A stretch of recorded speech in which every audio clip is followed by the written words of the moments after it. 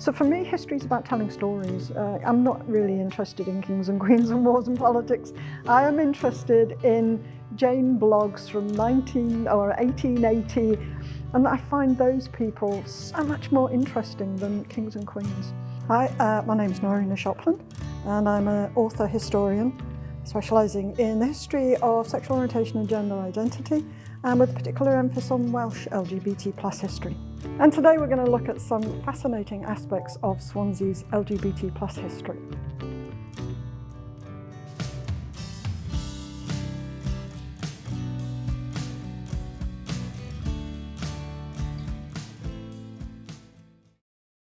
So one of the people we're going to look at today is Amy Dilone. She was born in 1845, she died in 1935. And she's an absolutely fascinating character because she was one of the first female industrialists in Great Britain. Amy was certainly quite a character around town. She was quite eccentric. She dressed in quite mannish clothes, which was very unusual for women. Right through the 19th century, if women wore men's clothes, they could be arrested. And certainly on the continent, you could go to prison for wearing men's clothes. So she was covered in the newspapers for that. She also smoked a cigar, which was very unusual for a woman at the time. Amy's father was Lewis Llewellyn Dilone, who owned a large spelter works in Swansea. Unfortunately, when he died, he left an enormous amount of debts, and it was left to Amy to pay off his debts. And she took over the business, and she was amazing. She turned it round, she paid off all his debts, and she made it into a thriving industry. But before she took over her father's business, she wrote 6 novels, and that's what she is most famous for. And her novels were really interesting for the time. They looked at all sorts of issues like feminism, social injustice, and also aspects of sexual orientation and gender identity. She had a very close relationship with Olive Talbot, whom in her diaries she calls her wife.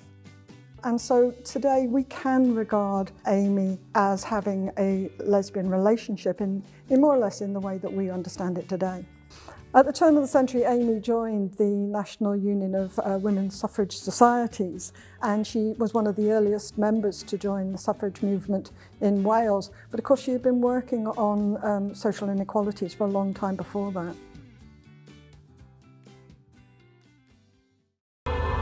So far, it's been confined to small groups, but it's spreading. So protect yourself. And read this leaflet when it arrives. If you ignore AIDS, it could be the death of you. In the late 1980s, when there was a lot of writing about HIV and AIDS, most of the dramatised versions were American. Well, of course, the first British play on HIV and AIDS was here in Swansea. We All Fall Down was a play that was written by a university lecturer, Paul Heritage, and his drama students. And it was intended as an informative play. It was about HIV and AIDS, and there was so much misinformation around at the time that they wanted to write this play to inform the audience and also to get the audience to ask questions about things they didn't understand. Well, of course, people, they were so scared of HIV and AIDS in those days, immediately turned it into something sensational, something awful.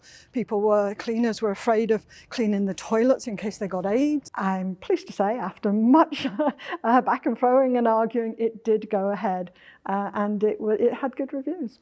And of course, as everyone knows, Swansea's most famous son is Russell T Davies, famous for Torchwood and Doctor Who, but most recently for It's a Sin, which has been incredibly popular and raised the whole discussion about HIV and AIDS again. You know what it really is, AIDS? It's a racket. It's a money-making scheme for drugs companies. Do you seriously think there's an illness that only kills gay men? It can calculate that you're gay and kill you, but no one else. So what about bisexuals? Do they only get sick every other day? Russell T was born at Mount Pleasant Hospital, and he went to Teacock Primary School in Sketty. And of course, his most famous, one of his very early writings was Queer as Folk, which I think everybody knows. And of course, it went on to have a second version in America, so it was incredibly popular. And again, it just changed attitudes of seeing sexual orientation on TV. And of course, one of the things that Russell is very famous for is the introduction of bisexual themes in Torchwood.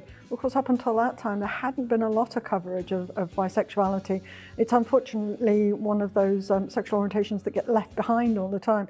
We talk a lot about gay history, lesbian history, and we really do need to include bisexuality more. And Russell T did that with Torchwood.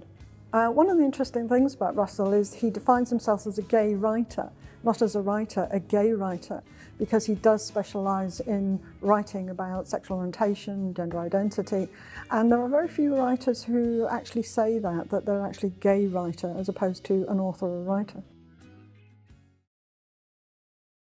The most recent incarnation of Swansea Pride came about through a vigil that the Swansea University LGBT Staff Network did after the dreadful bombing in Orlando. They held the vigil in Castle Square, and it was very well attended, and the council was very impressed, and they decided to put forward some funding for Swansea Pride.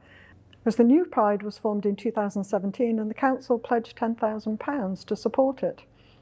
I think it's important to still have prides. If we look at the effects of Brexit and we see hate crime, which raised enormously, not just against LGBT plus people, but across the board with all diversities.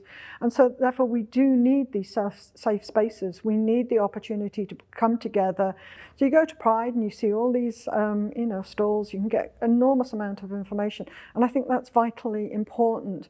You have things like homelessness and alcoholism and drug abuse, which is higher among the LGBT plus population than the general population. So it's very important that we have these abilities to bring people in and show them what's available for support, and also just for a darn good celebration. I think certainly in the last 10 years or so, people are a lot more comfortable with being out. There was a survey done by a YouGov poll back in about 2017, I think, and it showed that 50% of 20 to 30-year-olds did not identify 100% as heterosexual. So you see, people are willing to be open about their sexuality. If we look at the laws that have changed in the last 10 years, they're fantastic. You know, we have same-sex marriage, we have all sorts of equality rights, but having a law doesn't necessarily mean that, you're going to stop discrimination. For the last 10 years, a lot of laws have changed. And when you look at the laws around civil partnerships and in same-sex marriage, one of the things that is notable is Swansea Council has been very supportive, which is great. It's not always true in all places across the UK. But Swansea has a great history of being supportive of LGBT plus people.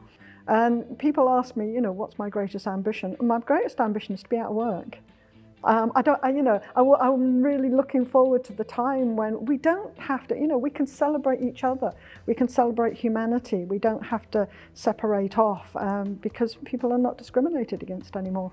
I think on the whole, Swansea is very open to LGBT plus people and all diversities, but hatred does exist. I know Andrew Davis, when he was running Unity in the High Street, they would have Nazi stickers put on the window, they had abuse. So yes, while it's very progressive, unfortunately there is that, and it is a minority. But you know what they say, empty vessels make the loudest noise, and the press want to talk about all the sensational stuff. So yes, we've come a long way, but there's still a long way to go. Of course, every year Wales Online does the Welsh Pink List, which is a list of 40 of the most influential LGBT plus people in Wales. And it usually consists of people who've made significant contributions towards LGBT life and understanding, raising awareness, fighting discrimination, that sort of thing. It's produced every year. It's great. Have a look at it online. You can see all these people. And last year, in 2020, there were 4 people from Swansea on the list. Dilone, who is the CEO of the LGBT plus Cymru helpline. Amy Richards, she was born in Swansea. She moved to Cardiff and set up a Cardiff Women's Group, and that's become enormously popular and offers social support and coffee mornings and meeting up and all that sort of thing. And of course Elliot King, the councillor Elliot King, who is very influential in the Pride at the moment. He's on the LGBT Swansea Forum, and he's done a lot for raising awareness. And of course the fourth person on the list is Russell T Davis. You look at most of the museums in Britain, and LGBT people are not part of permanent displays. But that's also true of other diversities as well. So we've still got an awful lot of work to do to make sure that we are represented. Whenever anybody talks about the general populace, we must be there, as all diversities must be there. So the more visible we are, the more stories we tell, the more we show that LGBT plus people have been around since the year dot, and they will be always until the end of humanity. We're not going away, so you might as well just stop hating.